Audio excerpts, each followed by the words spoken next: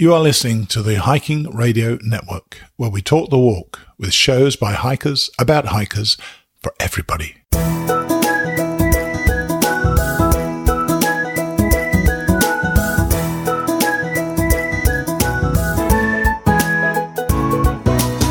Mighty Blue on the Appalachian Trail, the ultimate midlife crisis. Join Steve and his guests every week as he staggers from Georgia to Maine.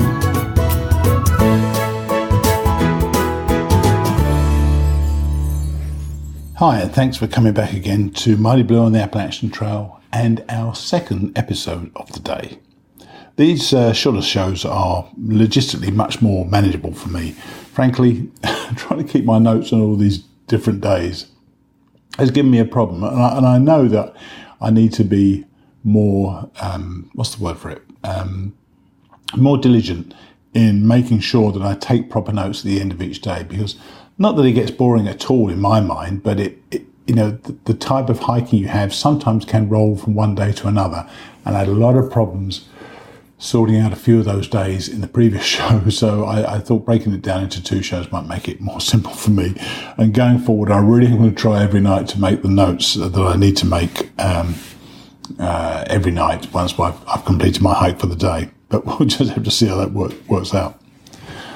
But before we get on, I just want to talk about Shenandoah National Park as a whole, because we're out of it now. When we left, when we got to Front Royal, we left Shenandoah National Park, and I didn't say anything about it really. In 2014, I wasn't all that impressed with Shenandoah. I'm not sure whether it's because the weather this time is better, or that I've got company this time, because most of my journey through it in 2014 was by myself.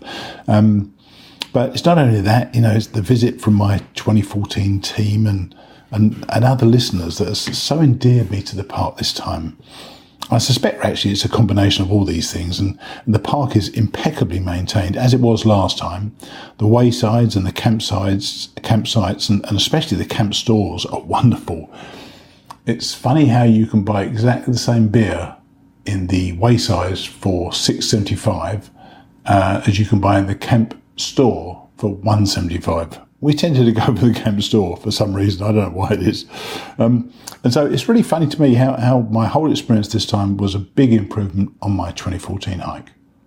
Talking about big improvements, the fact that we've got Sawyer as our sponsor once more, let's hear from them. When I hit the trail in 2014, I soon discovered that I'd come with the wrong water filter. Everybody else had a Sawyer squeeze. Eventually I bought a squeeze and I loved it. I'm going again this year, and top of my list of things to buy was the new micro squeeze filter by Sawyer. Like all Sawyer stuff, it just works. You can filter up to 100,000 gallons, and their full-size squeeze filter comes with a lifetime warranty. Last year, believe it or not, more than 4 million people got clean water through a Sawyer water filter. But if you think that Sawyer is just about water filters, you could not be more wrong. Nope, they supply everything to protect you, both in the backcountry and the backyard. Protect your gear and clothes as I did with their permethrin fabric treatment, which is 100% odorless after drying. With all the ticks and bugs around, this is an absolute must. They also provide sunscreens and first aid products. Find out more by visiting Sawyer.com. Thanks, guys. We really appreciate your support.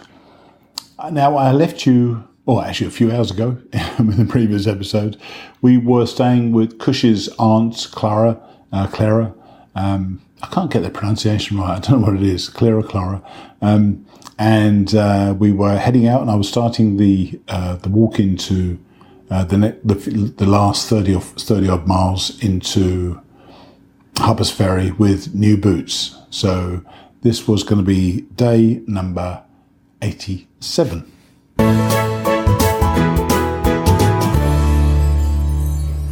Day 87, Ashby Gap, mile 991.2 to Bear's Den Hostel, mile 1004.9, just a 13.7 mile day. As I mentioned, I had new boots, and when I opened the box of the boots from the night before, I was shocked to see they were blue, so these are now mighty blue boots, and they've got very mighty blue colour laces. Incredibly bright colour laces, but kind of nice. And I was kind of nervous to put them on because I just didn't know whether they'd fit. You have to wear in shoes and I just didn't know how it was going to work with me. We still had about 34, 35 miles to go to get into Harpers Ferry. So I knew it was going to be tough on my feet. I knew I'd be taking ibuprofen, but nonetheless, I was kind of nervous putting them on. I put my Injinji sock liners on there. I put my Darn Tough socks over those Injinji liners and put them into the boots and started walking around the kitchen in them in Clara's house. And they were comfortable. I was kind of shocked that they were comfortable, and they felt pretty good straight away. I was still thinking to myself, a bit of movement, it's going to be quite tough, and I'm bound to get blisters by the end of the day. But, really, you've just got to go with it and work with it. And frankly, putting in those extra miles, especially doing the ups and downs we were going to do on this particular day, then it was as good a test as I could have got for them. And I wore them in, obviously, I think, a lot quicker than I would otherwise done had I just been walking around the neighbourhood where I live in Florida. So we were at Clara's. We had breakfast, and once again, she excelled herself. As I say, for a woman in her 80s, she is very spry indeed. She got up before us. She got us a coffee. This was about 5:15. She got us a coffee. She got us French toast, and it was just lovely. And we had a really lovely day, lovely breakfast sitting there chatting. And frankly, we were all quite reluctant to leave. But eventually we had to go, and we went back to Ashby Gap, and we were walking together this time. There was a reason we were walking together, because one of our listeners, and I'll tell you about him later, had agreed to run me back to Ashby Gap to get the car. So we could walk together, and that's nice. I prefer it when the four of us are going together. Now, the boots were a good reason for the low mileage, but another really good reason for the low mileage was that we were about to hit the infamous roller coaster. Now, the roller coaster it's a 14-mile stretch of steep climbs and descents and virtually no views at all. Frankly, I remember it before. It was tough, but it wasn't too onerous. None of these climbs are massive. I didn't think they were desperately steep. And I think I've said to you before that I think that when you're hiking the trail, it's these really extended climbs, the 4 and 5 mile climbs and the 4 and 5 mile descents that really wear you down. I think that the contraction of certain muscles certain muscles kick in and certain muscles kick out. If you do it over relatively shorter periods, it's not so bad. And while these were quite extensive hills in terms of steepness, they didn't go on for too long at all. So I didn't think it was that bad. And it was just one of those things you have to suck it up, buttercup, as they say. And with my new boots, I thought I was really wearing them in well, because my feet were often at vastly different angles because of whether I was going up or whether I was going down. So I was quite grateful actually for this type of climbing. Now, the big thing of the day, of course, was the 1,000 mile marker. And of course, as there was in 2014, there was more than one of them. It was the second one. I think the picture I'm going to put in the show notes, is the one where, according to Guthooks, we were exactly on 1,000 miles. When you think about that, that is quite something. Now, 1,000 miles is a heck of a long way. And so we obviously posed for pictures as well. And because, and I don't think it's necessarily because of me, but we lunched at a stream, and where we all removed our shoes and we put our feet in the freezing cold water. It was so refreshing. And it kind of, I don't know, it's because it freezes your feet a bit, but it kind of makes your feet feel much better. I dried them off and put my socks back on, put my boots back on, and they felt even better.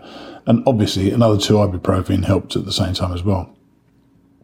Now, the roller coaster seemed really to take it out of Cushy. So I volunteered, as I say, to go back and get the car from Front Royal, because I knew we were going to be meeting somebody.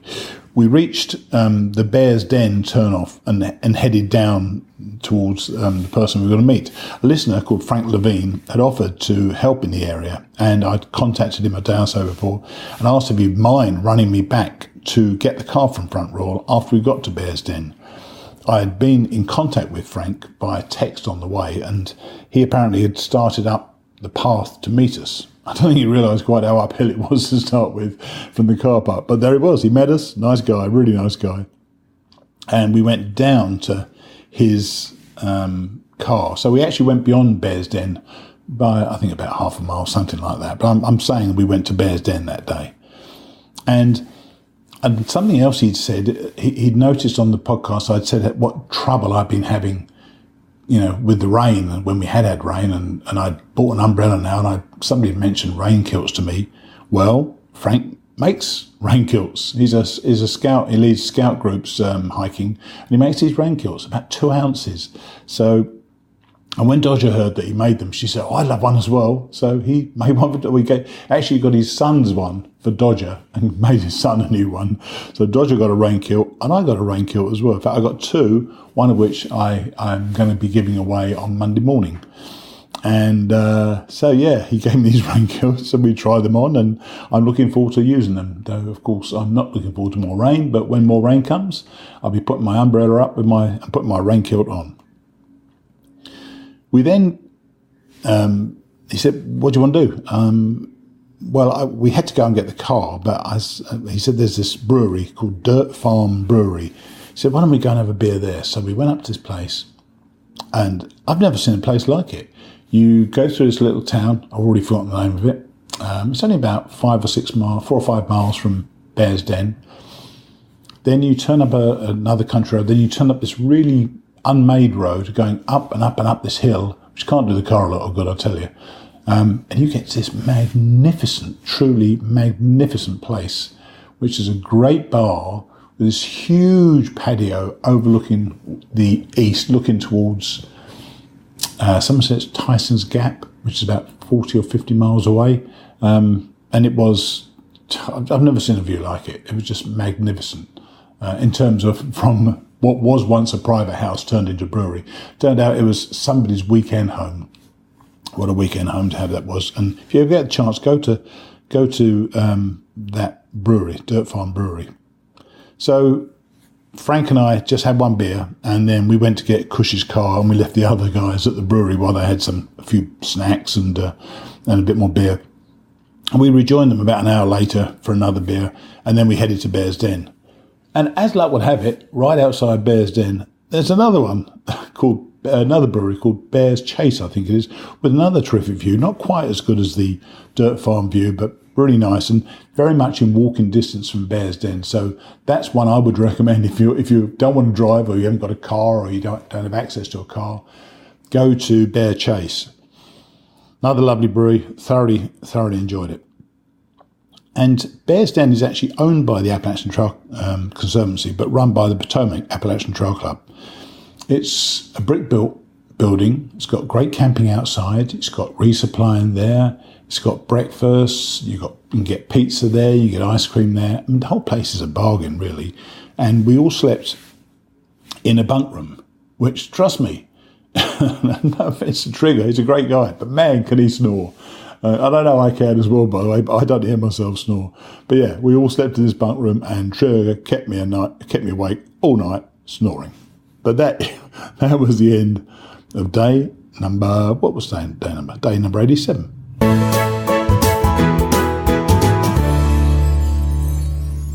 Day 88, Bear's Den Hostel, mile 1004.9, to the Appalachian Trail Conservancy headquarters, mile 1024.8, and 19.9 miles day.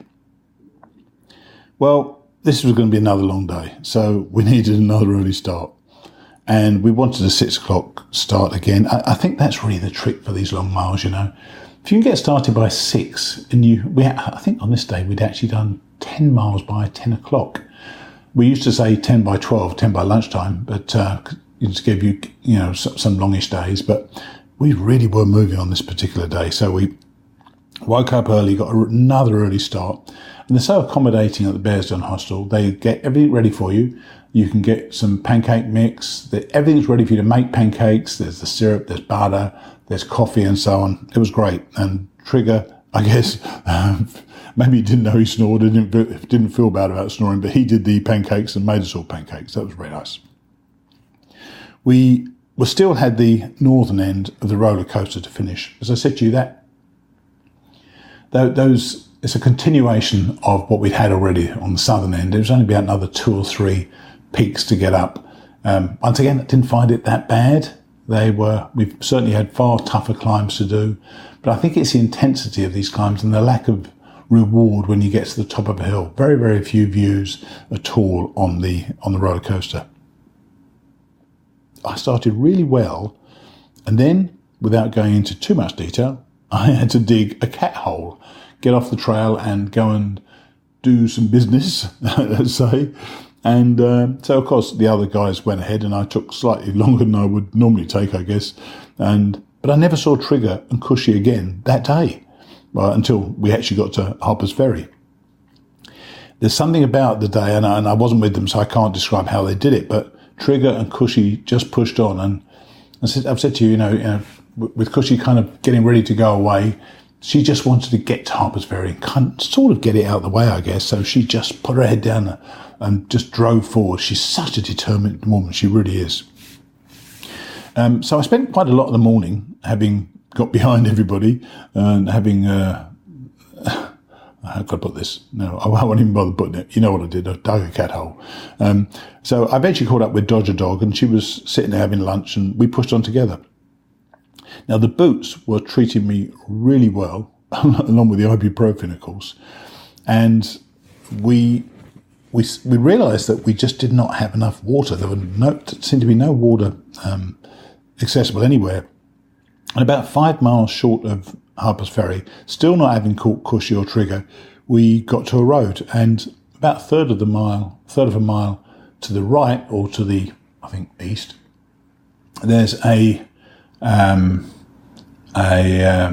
what do you call it? A gas station with tons of food, tons of drink. So I got my food and drink, and I said to Dodger, let's sit outside in the grass. I don't think she heard me, because I sat outside in the grass eating my food and drink, and she wasn't there. Apparently she'd been just inside the door eating hers. So we had our lunch separately, but we turned onto the trail and then really started marching on to Harpers Ferry. I was convinced we were going to catch the others, but we just never did. Just short of Harpers, Dodger, we turned a little mini corner that went down only about 6 feet, and she slipped and landed on her backside, and she wasn't too bad. She got up, and I thought I'd better be careful. I turned the corner, put my foot exactly where she put it, and I slipped with my feet all the way down that 6 feet and banged onto my back. God, flipping will hurt me. It really gave me a clunk. And even though I've lost quite a bit of weight, I haven't lost anywhere near much as weight as I thought I'd lost, or I'd hoped to lose. And so you don't fall lightly when you're at 225 pounds, let me tell you. And I banged down hard on my back. We eventually got out of the forest, and you get to the Shenandoah River, which you cross via a bridge. And, I've noticed this before when I was in Duncannon, particularly last time, and you cross the Susquehanna River. You get out of Duncannon and go across this bridge, and the traffic is roaring past you. And while I probably don't normally walk by traffic too much in my normal life, the sound is overwhelming. When you're so used to how beautiful it is in the forest, the sound is overwhelming with the traffic rushing past you the whole time. And you go across the bridge, you turn right, and then you start going uphill again, because Harpers Ferry seems to be built on this quite a large slope, and you eventually go down the White Blaze Appalachian Trail. Then you turn off left up some steps to a Blue Blaze path to the Appalachian Trail Conservancy headquarters. And that's where we eventually met up with Trigger and Cushy. They had been there for about an hour, so they really must have been flying. So I signed in as the 306th person to reach Harpers Ferry this year, and I found my picture from 2014 as well. And I don't know whether some of you have seen it, maybe you have, and I will put it out on Instagram, but I put it out on Facebook, on the Hiking Radio Network Facebook page. The comparison between the two pictures, and I have lost a lot more. I lost a lot more weight in 2014 than I have in 2019. But it's kind of nice to have them side by side. Now, when I was in there, because I've met her and because I've interviewed her, Suzanne Dixon, who's the president, CEO of the ATC, came to greet me. And despite stinking and sweat. She gave me a big hug, which was very nice of her because she was immaculately dressed. So God knows how she did that. And I introduced my team to her, and then Laurie Podiger came out to see me, and she had already kindly offered to. Well, we'd actually asked her, to be honest with you. She said, anything we can do while you're here would be great. And she'd invited me to dinner with her and her husband, Dick, for the Saturday night. She said she would run us back from Harpers to wherever it was we left. I can't even remember now. Bearsden Hostel, where the car was. And so she was very happy to do that. Now, this was when, because Dodger Dog didn't want to take a 00, and Trigger and I had been hiking for 10 days, done 160 odd miles. We were quite tired, to be honest with you. So we decided it was going to be a 00 weekend. And Dodger Dog didn't want to do that. So she was moving on. So we hugged Dodger Dog, and we're going to miss her a lot. She's a terrific girl, and any trail family who gets her is going to be lucky to have her, let me tell you. So having said goodbye, me, Cushy and Trigger went back to Bear's Den. It was quite difficult to get accommodation at Harpers Ferry, so we decided to go back to Bear's Den because the car was there anyway. We had to go back to get the car, and we were able to eventually book a weekend in the town next door called Charlestown, very close to Harpers Ferry, at a Motel 6. So I wanted to have the opportunity to have a line on Sunday morning, which is this morning as I'm recording. And we went back to Bear's Den, and Cushy left us and drove to Ohio. So that was kind of sad to see Cushy go as well.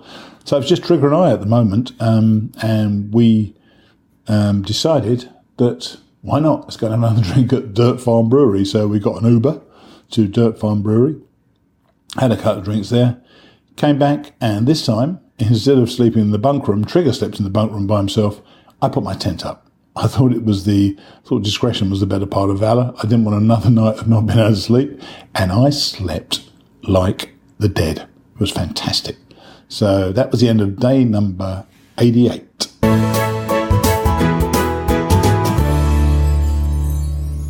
Days 89 and 90, which are Saturday and Sunday this weekend. We had a 00. As I said, we've done about 160 miles in the past 10 days without a break. So I really needed this 00. My feet, even though my boots have performed really well for me, I felt that I've got, you can't overdo it. So many people seem to have got off the trail, got injured because they overdo it. They feel they can do 15, 20, 18, 21, 22 mile days without suffering any consequences. I'm not like that. I suffer consequences every time. So having done these miles and without a single break in 10 days, we decided, Trigger and I, that we needed a 00. And part of that is that Cushy will be back on Tuesday evening. We're not going to do too ambitious miles. We're going to do 15-mile days for the next 4 or 5 days. Trigger's wife, Karen, is coming out to see him. So I'll have to decide what I'm going to do then. Cushy may well be catching us up. Indiana J may be catching us up. Ugg may even be catching us up. So we're hopefully going to get back together again, but I had to look after myself. So we decided on the 00. So on the Saturday morning, Trigger and I got another Uber. I'll tell you, that's changed since 2014. Get an Uber to take us to Motel 6 in Charlestown. And we dropped our bags there and kept the Uber to go to Harpers Ferry, where we found a fantastic breakfast spot. And we gorged on tons of calories and really tons of food. And Laurie and her husband Dick, as I say, had invited us to an early dinner at 4:30. So we kind of moseyed around town. It's quite a small town. In fact, it's a very small town, Harpers Ferry. What we actually did, we went, after our breakfast, we walked up the hill to the ATC headquarters again. And I got my photograph enlarged to a postcard because I'm a member of the ATC, and sent a postcard home, which was nice for me to be able to send home. And we headed then. I think actually that was when I took the picture of my 2014, my 2019 pictures, which were side by side.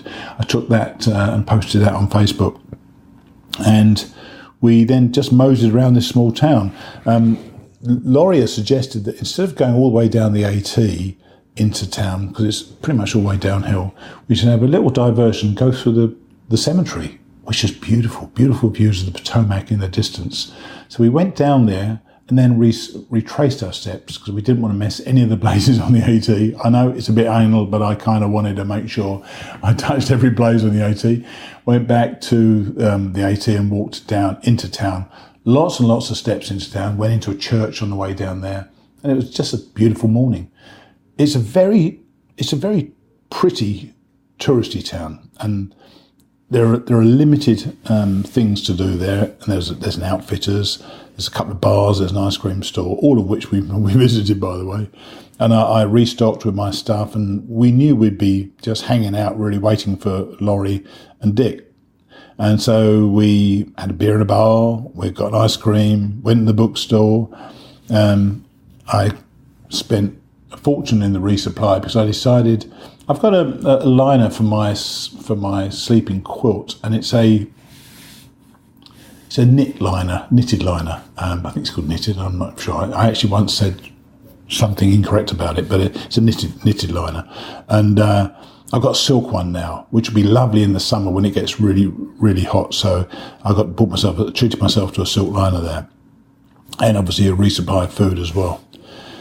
Eventually, 4:00 came round, and there were Laurie and Dick pick us up. They took us for a great dinner, and they very naughtily paid for it, but very kind of them. Then they drove us back to Motel 6 afterwards. There's something about missing a day's hiking and feeling good when you know it's raining, because you know you've missed the rain. So when we came out of the restaurant, it was pouring with rain, and Trigger and I smiled at each other because we missed a day's rain, which was great. And really, we've been so darn lucky with the weather so far. I don't know, we had this cold start, we had some snow, we had some rain, but really, I don't know, for the last month and a half, 2 months, the weather's been pretty darn good. And I'm struggling to think of a time when I've actually had to pack up my tent in the rain. I think we've managed our expectations pretty well in that regard, or our logistical team, which was Cushy and Dodge and Dog, have said, well, we're going to get some rain today, we should end up in a hostel or something like that. So I've been lucky and not had to pack up my tent in the wet. I can, obviously, and I will at some stage in this trip, no doubt. But so far, I've hardly ever done it. We, they dropped us off back at the Motel 6, as I say, and we arranged to hike with Laurie when we head out again on Monday morning. So I'm really looking forward to that. And I'll be giving Dick my spare rain kilt. So he's going to be the owner of a rain kilt. So I'm sure Frank Levine, who gave me the rain kilt, will be happy with that. Then this morning, Sunday, we haven't got a car now. There's no Cushy with a car. I think we're done with Ubers right now. I knew I wanted to get a couple of podcasts out. I wanted to watch the Formula One racing, and I saw on Yelp that there's a really beautiful bagel shop. It's called Royalicious Bagels, I think it's called. Yeah, Royalicious Bagels. Went across there, had some beautiful bagels and coffee. I've just basically hung out in my room all day. So there we are. You're up to date. That's the end of day number 90, and we start hiking again tomorrow.